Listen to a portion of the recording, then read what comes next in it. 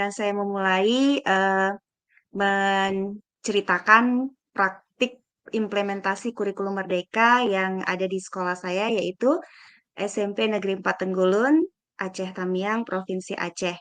Nah, saya adalah Fadliana Bangun, selaku Kepala SMP Negeri 4 Tenggulun, dan saya baru menjabat sebagai kepala sekolah itu sejak Februari 2022. Jadi begitu menjabat langsung kita disuguhkan dengan pilihan kurikulum. Nah, memang itu saat itu menjadi dilema ya, ketika kita harus memilih yang memang menurut saya semuanya itu adalah kewajiban kita untuk menerapkan kurikulum Merdeka.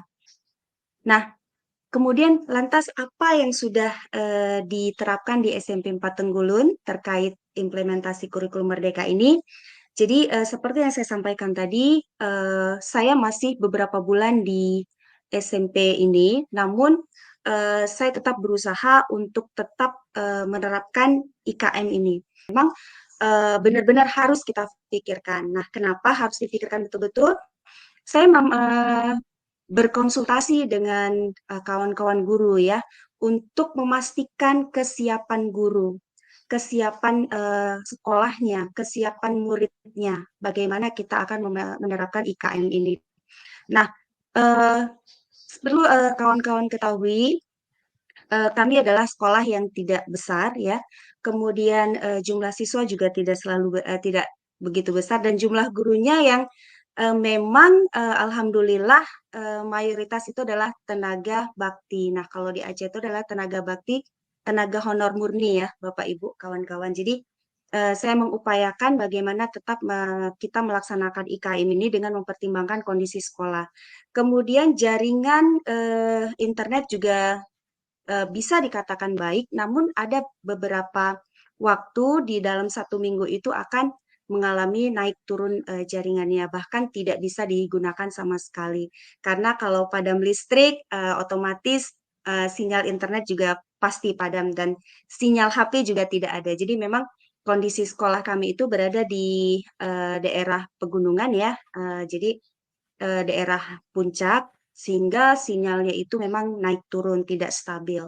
Kemudian kondisi gurunya juga memang tidak ada yang PNS, kemudian namun saya tidak putus asa, saya yakin guru-guru saya bisa dan mau berbuat untuk perubahan yang akan kami lakukan. Untuk itu, dengan pertimbangan-pertimbangan yang sudah kita diskusikan sebelumnya, sehingga kami memilih untuk mandiri belajar.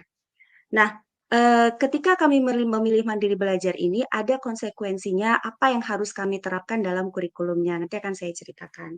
Nah, setelah pilihan dibuat, kita tentukan pilihan, maka saya membuat satu sosialisasi dengan para orang tua murid, dengan guru, bagaimana sih bentuk IKM implementasi kurikulum Merdeka ini jika dalam tahap mandiri belajar.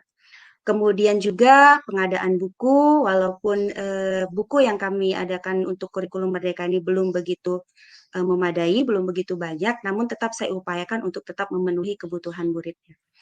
Kemudian yang keempat adalah menyusun kesepakatan sekolah. Nah, jadi setelah saya sosialisasikan kegiatan pilihan mandiri belajar ini, saya harus menyusun kesepakatan sekolah, baik kesepakatan sekolah maupun kesepakatan kelas nanti guru dengan siswa di dalam kelas. Kemudian, nah ini yang menjadi fokus kami ketika kami memilih mandiri belajar, yaitu kami fokus atau konsisten untuk melaksanakan pembelajaran berdiferensiasi. Nah, dalam pelaksanaan pembelajaran diferensiasi ini ada 3 hal yang harus dilaksanakan guru di dalam kelas, yaitu diferensiasi konten, diferensiasi proses, dan diferensiasi produk. Nah, jadi untuk sementara SMP 4 Tenggulun ini fokus pada pembelajaran diferensiasi dalam penerapan implementasi kurikulum Merdeka. Selanjutnya, nah bagaimana sih rupa dari penerapan di SMP 4 Tenggulun terkait pembelajaran diferensiasi. Nah, ini adalah dokumentasi ketika saya melakukan sosialisasi dengan para orang tua murid ya, khususnya kelas 7.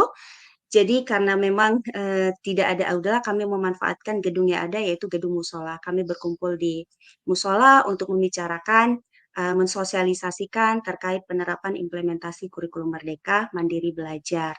Kemudian di sini juga kami membuat satu kesepakatan sekolah bagaimana agar siswa merasa nyaman, kemudian merasa bahagia ketika mereka belajar di SMP ini. Kemudian yang di sebelah kanan ini adalah ketika kami menentukan pilihan kurikulum, sekaligus menjelaskan bagaimana sih penerapan kurikulum Merdeka jika dia dalam tahap belajar. Nah, di kelas guru dengan siswa sudah membuat satu kesepakatan kelas yang mereka pajang di setiap kelasnya. Di kelas 7 itu alhamdulillah ada 2 kelas ya. Jadi di 2 kelas 7 ini sudah memajang kesepakatan kelas mereka yang memang benar-benar kesepakatan itu datangnya dari siswa atau murid untuk bisa sama-sama disepakati, sama-sama dilaksanakan agar pembelajaran menjadi nyaman dan berending bahagia serta pembelajaran menjadi tertib. Kemudian ini adalah salah satu contoh pembelajaran diferensiasi di mana guru tersebut membuat siswa dalam satu kelompok ya. Kelompok itu dengan berdasarkan minat mereka dan minat ini atau bakat ini diketahui sebelum pra pembelajaran. Jadi ada tahap kegemaran, ada tes seperti tes diagnostik sederhana sih sepertinya ya. Dan ini adalah pembelajaran bahasa Inggris di kelas 7A. Nah, dari pembelajaran ini materinya adalah tentang hari, nama-nama hari, names of the days ya. Kemudian siswa ada yang diminta secara konten ya, secara konten itu si guru pada pertemuan pertama itu memberikan beberapa sumber media seperti menayangkan video, kemudian membuat poster atau kartu-kartu kecil seperti itu, kemudian ke dalam kelompok-kelompoknya. Nah, untuk prosesnya sendiri, si guru ini memberikan penjelasan dengan materi yang sama tetapi cara yang berbeda. Maksudnya di sini ada yang dengan mendengarkan lagu, kemudian mungkin ada yang membuat dari kartu-kartu tersebut dengan nama-nama hari. Nah, untuk produknya sendiri, si guru membebaskan kepada murid sesuai dengan potensi yang mereka miliki. Jadi ada yang bernyanyi, kemudian ada yang membuat seperti poster, ada yang seperti membuat percakapan. Nah, jadi, ini adalah di pertemuan pertama, mereka menyimak video, kemudian ini adalah hasil produk yang dihasilkan, membuat poster nama hari, kemudian menuliskan kalimat sederhana. Jadi, eh, perlu kawan-kawan ketahui di daerah tempat saya bertugas untuk pembelajaran bahasa Inggris memang masih perlu latihan lagi, perlu diasah lagi. Kenapa? Untuk mengucapkan atau membalas salam dari guru saja, misalnya good morning, mereka sudah bisa menjawab dengan good morning, itu sudah sangat luar biasa ya. Jadi itu merupakan capaian yang luar biasa dari siswanya. Kemudian ini adalah hasil posternya Tuesday, kemudian dibuat kalimat sederhana Tuesday is very interesting. Kemudian ini mereka bernyanyi ya. Sebentar kita putar kalau bisa. Bismillah. Iya. Jadi Sunday, Monday, Tuesday. Nah, ini mereka bernyanyi di dalam kelompoknya. Nah, ini adalah hasil rekaman yang yang siswa hasilkan berdasarkan pembelajaran saat itu. Kemudian, yang ini adalah saling bertanya jawab.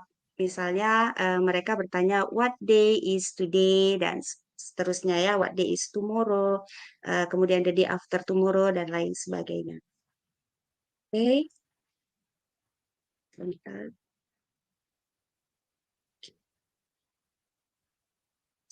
Nah, kemudian bagaimana upaya kita atau saya dan teman-teman guru saya untuk mempelajari IKN ini? Karena kita tahu jika dia mandiri ya, kawan-kawan kita tidak mendapatkan pelatihan seperti layaknya kita saat itu di kurikulum K13.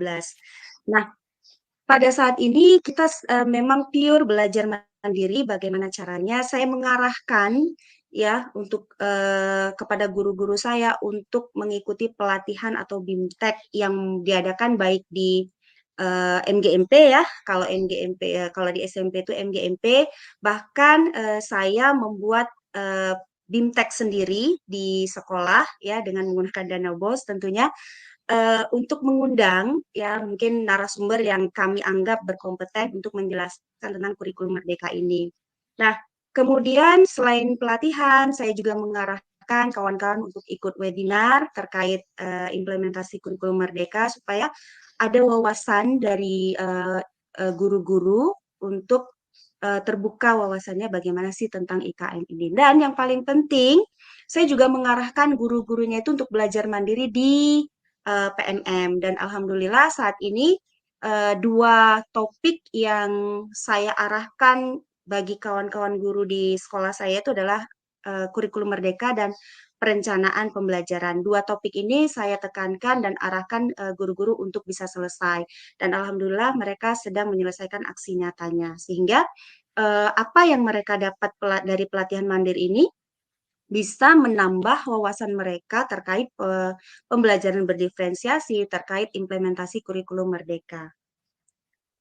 Kemudian, nah ini adalah salah satu tampilan rekan guru ya dari pelatihan mandiri yang mereka lakukan di kurikulum Merdeka ini. Dan ini sangat kalau saya ambil refleksi dari mereka, mereka sangat terbantu dengan adanya pelatihan yang ada di PMM ini. Jadi memang sejatinya pelatihan mandiri yang ada di PMM ini sangat membantu dan tidak begitu memberatkan. Memberatkan dalam hal artian adalah waktu yang fleksibel, kemudian tontonan video yang dengan bahasa yang mudah kita cerna, yang mudah kita pahami, dan soal-soal post-test yang sangat memang kita butuhkan karena sesuai dengan kenyataan yang akan kita hadapi nanti. Nah, selanjutnya ini adalah penutup dari saya. Tidak banyak yang bisa saya paparkan karena memang kami masih belajar. Mungkin ke depannya insya Allah kita akan siap untuk menjadi mandiri berubah. Nah, quote hari ini adalah jangan pernah ragu untuk melakukan perubahan karena sekecil apapun perubahan yang kita lakukan akan berdampak yang luar biasa bagi murid kita. Jadi kawan-kawan jangan sangsi, jangan ragu untuk melakukan perubahan. Kita nggak perlu menunggu hebat untuk berubah, tetapi kita lakukanlah sesuatu untuk bisa menjadi membuat perubahan yang optimal sehingga nanti murid-murid kita akan merasa bangga, nyaman, selamat, dan bahagia ketika mengikuti pembelajaran di kelas kita. Mungkin ini yang bisa saya bagikan. Lebih dan kurang mohon maaf. Billahi taufiq wal hidayah. Assalamualaikum warahmatullahi wabarakatuh.